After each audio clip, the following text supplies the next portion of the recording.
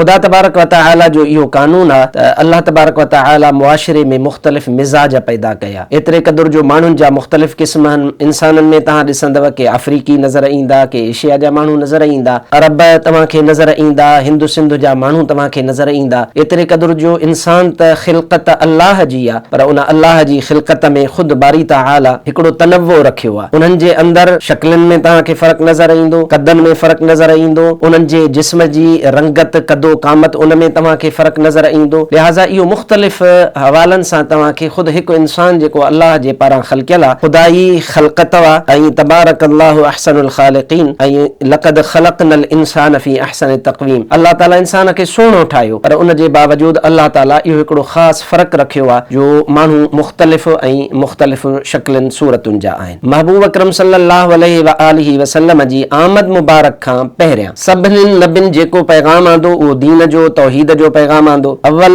यहूदियत, उन सां गॾोगॾु ईसाईयत, मुख़्तलिफ़ मज़हब दुनिया में मौजूद रहिया। पर जॾहिं नबी पाक सल्लल्लाहु अलैहि व आलिहि वसल्लम जी हिन दुनिया में जलवागरी थी, पाण करीमन सल्लल्लाहु अलैहि वसल्लम तशरीफ़ वठी आया त इन दीन इंदल्लाहिल इस्लाम, सिर्फ़ दीन जेको आहे सो उहो इस्लाम ई आहे। ॿिया जेके बि अॻे हलंदड़ दीन हुया या मज़हब हुया उहे मौक़ूफ़ थी विया। हाणे क़यामत ताईं नबी पाक सल्लल्लाहु अलैहि व आलिहि वसल्लम जी हुकूमत हलंदी ऐं इस्लाम जेको आहे सो फ़क़त वाहिद दीन आहे। इन ई ख़ुदाई हिकमत जे तहत अल्लाह तबारक व तआला इंसाननि मंझि मुख़्तलिफ़ जेके सोचूं आहिनि उहे पैदा फ़रमायूं। क़ुरान पाक में अल्लाह ताला इरशाद फ़रमायो, वलौ शाअ रब्बुक लजअलन नास उम्मतन वाहिदतन वला यज़ालून मुख़्तलिफ़ीन। अल्लाह ताला फ़रमायो, जेकॾहिं रब चाहे हा त माण्हू हिकु उम्मत हुजनि हा, अलॻि अलॻि दीन न हुजनि हा, पर ऐं महबूब इहे हमेशह ईअं इख़्तिलाफ़ में रहंदा। इन में हिकमत कहिड़ी आहे? इन में हिकमत हीअ आहे त जीअं ख़बर पवे त हक़ ते हलण वारो केरु आहे, नाहक़ ते हलण वारो केरु आहे। महबूब अकरम सल्लल्लाहु अलैहि व आलिहि वसल्लम इरशाद फ़रमायो, तव्हां अॻे इहा हदीस पाक पढ़ी आहे, मूं तव्हांखे पढ़ाई आहे, सही हदीस आहे। पाण करीमन इरशाद फ़रमायो त यहूदी 71 फ़िरका थिया, ईसाई 72 फ़िरका थिया, मुंहिंजी उम्मत 73 फ़िरका थींदी। पाण करीमन फ़रमायो त सभु दोज़ख में वेंदा, माना मुंहिंजी उम्मत मां ॿिया सभु दोज़ख में वेंदा, हिकिड़ो तरीक़ो जेको आहे सो उहो दुरुस्त हूंदो। पाण करीमन खां पुछियो वियो, सही हदीस आहे, पाण करीमन फ़रमायो, मा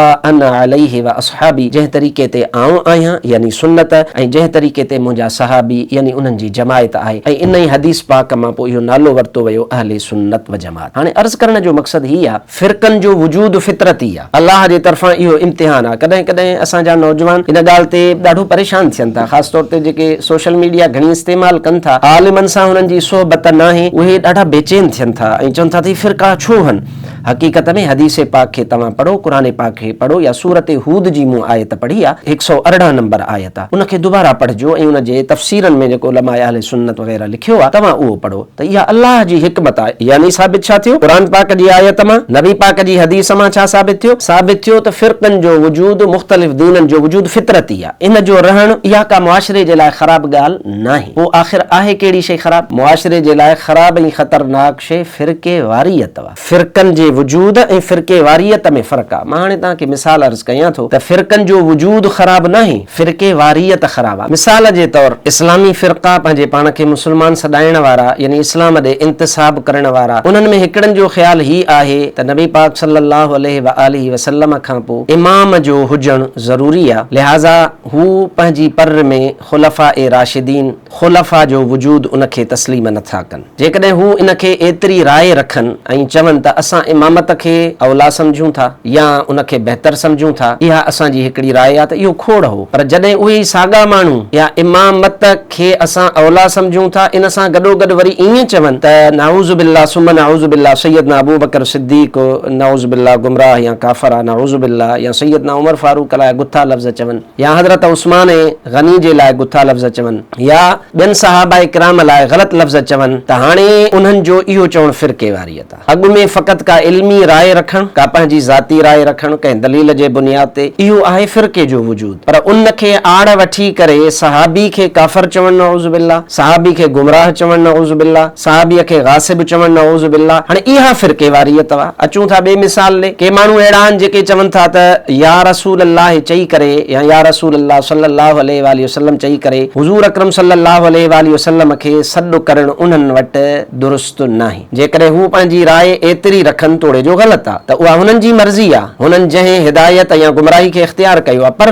जॾहिं इन राय खे वठी करे हू या रसूल अल्लाह चवण वारनि खे काफ़िर चवनि, गुमराह चवनि, मुशरिक चवनि, बिदअती चवनि, एतिरे क़दुरु जो उन्हनि खे मारणु क़त्ल करणु सवाब सम्झनि त फ़िरक़ेवारियत ई आहे। मुंहिंजी ॻाल्हि करण जो मक़सदु एतिरो आहे त क़ुरान थो फरमाए, हदीस पाक थी फरमाए त फ़िरक़नि जो वजूद फितरी आहे, उहो रहणो आहे, उनखे तव्हां असां मां केरु बि ख़तमु नथो करे सघे। अलबत्ता फ़िरक़ेवारियत फितरी शइ नाहे। फ़िरक़ेवारियत छा आहे? तव्हां ॾिसो पिया त माण्हुनि नबी पाक सल्लल्लाहु अलैहि वसल्लम जी निस्बतुनि खे नऊज़ बिल्लाह विसारे छॾियो। कुझु ॾींहंनि में तव्हां ॿुधो आहे त सैयदना इमाम आली मक़ाम रज़ी अल्लाह ताला अन्हु खे बि गारगंद कयो वियो, नऊज़ बिल्लाह सुम्मा नऊज़ बिल्लाह। असहाबे रसूल खे गारगंद कई वई, नऊज़ बिल्लाह सुम्मा नऊज़ बिल्लाह। लिहाज़ा फ़िरक़ेवारीअ जी इहा सूरत ख़तरनाक आहे। अॻिते आऊं अचां थो इहे वाक़ियात असांजे मुआशिरे में छो था थियनि। हिन महीने अञा मुहर्रमुल हराम शरीफ़ हली रहियो आहे त हिन मुहर्रमुल हराम शरीफ़ जो चंड ॾिठो, मां शहरनि जा नाला खणंदो वेंदुसि, तव्हां सभु ॻणींदा वञिजो ऐं सोचींदा वञिजो। मुहर्रम शरीफ़ जो चंड ॾिठो, सेवण मां वीडियो आई उन वीडियो में नालो वठी जिनसी हज़रत उमर फारूक रज़ी अल्लाह ताला अन्हु खे गार ॾिनी वई, नऊज़ बिल्लाह, जेके लफ़्ज़ मां नथो चई सघां। इहा फ़िरक़ेवारियत आहे। तव्हां पंहिंजे तरीक़े ते हलो पिया,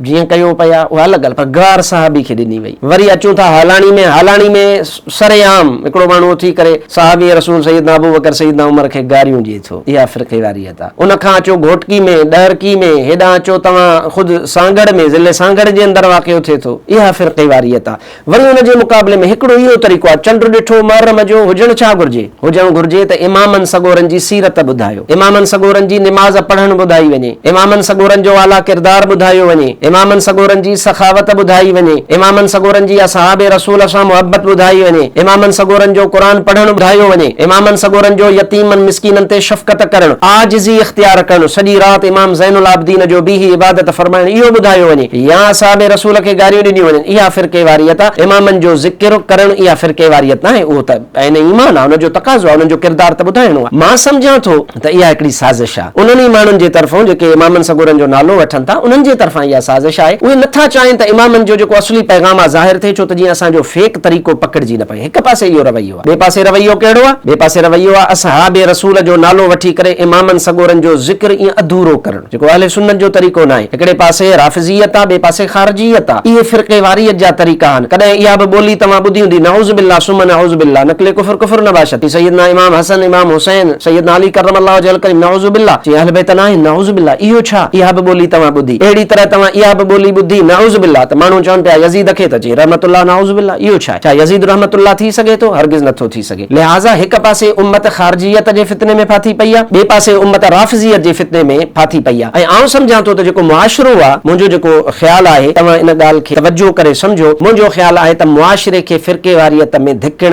में वॾे में वॾो किरदार फेक फ़िरक़नि जो आहे। इलाद वारे मौज़ू ते मूं इहा ॻाल्हि कई, फेक फ़िरक़ा इस्लाम जी सूरत खे ख़राब करण जो हिकिड़ो बुनियादी कारण। अहिड़ी तरह इस्लाम जे अंदरि, मुस्लमाननि जे अंदरि, ख़ासि तौर ते असांजे हिन मुल्क पाकिस्तान में, ऐं काफ़ी मुल्कनि में वञा थो, पर यार अहिड़ो वेधन किथे कोन्हे जो चंड मुहर्रम जो ॾिसिजे त इमामनि जो ज़िक्र छॾे असाबनि खे गारियूं पियूं ॾिजनि, ऐं वरी ॿिया वरी उन्हनि जे मुक़ाबले में इमामनि जो ज़िक्र छॾियो ॿिए जे ज़िद में। हाणे जेको ठरी मीरवा में वाक़ियो थियो आहे, आख़िर इन्हनि निभागे बदबख़्त माण्हू खे इन मंज़िल ते कंहिं त पुॼायो हूंदो। उहा सोच हूंदी जेका हुननि जे घरनि में, हुननि जे उस्तादनि, हुननि जे मौलविन, ख़ारिजी फ़िक्र वारनि माण्हुनि जी तरबियत में ॿुधायो हूंदो त अलबत का वॾी शइ न हूंदी आहे, हुननि ईअं ॿुधायो आहे। त पोइ आख़िर वरी साम्हूं ॿिया एक्सट्रीमिस्ट आहिनि, उन्हनि एक्सट्रीमिस्टनि हुननि जे साम्हूं असाबनि खे एतिरियूं गारियूं ॾिनियूं जो हुन ऑटोमेटिक रिएक्शन ॾिनो, असां न हिन खे सही चवंदासीं, असीं न को हुन खे सही चवंदासीं, असीं चवंदासीं हीउ रवैयो बदबख़्त आहे, हीउ रवैयो बदबख़्त आहे। ऐं इन सां गॾोगॾु वॾे में वॾो सबबु असांजे मुआशिरे में कानून लागू कंदड़ इदारनि जो आहे। जेके कानून लागू कंदड़ इदारा, अफ़सोस सां चवणो थो पए त अहले बैत रसूल जन्नती जवाननि जे सरदार इमाम आली मक़ाम जी गुस्ताखी करण वारे शख़्स जे लाइ मुस्लमान रोड छो बंदि कनि, मुस्लमान छो एहतिजाज कनि, छो प्रेशर क्रिएट कनि, पाण पुलिस छो थी करे, पाण इदारा छो था हरकत में अचनि। जेकॾहिं कंहिं जॻह ते कंहिं सियासी पार्टी जो मुज़ाहिरो थिए